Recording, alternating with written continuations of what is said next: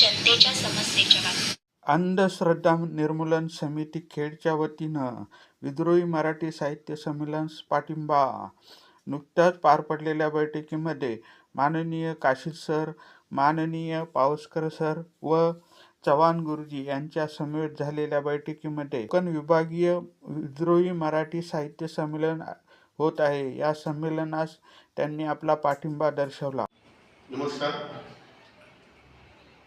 पहिलं कोकण विभागीय विद्रोही मराठी साहित्य संमेलन खेडमध्ये आयोजित होत आहे. दिनांक 19 मार्च 2024 परिसंवाद कवी संमेलन कथाकथन प्रबोधन गीते अशा या कार्यक्रमाचं स्वरूप आहे. या कार्यक्रमाला महाराष्ट्र आंतरश्रद्धा निर्मूलन समितीतर्फे आम्ही त्यांना जाहीर पाठिंबा देत आहोत. नमस्कार. कोकण बुद्ध धम्म संघ एज्युकेशन फाउंडेशन खेड यांच्या माध्यमातून कोकणातील हे खेड तालुक्यामधील पहिले कोकण विभागीय विद्रोही मराठी साहित्य संमेलन संपन्न होत आहे. खेडमध्ये गुरुवार दिनांक 19 मार्च 2026 रोजी स्वर्गीय मीनाताई ठाकरे संस्कृती केंद्र खेड या ठिकाणी हे परिसंवाद कवी संमेलन आणि कथाकथन प्रबोधन हे संपन्न होणार आहे.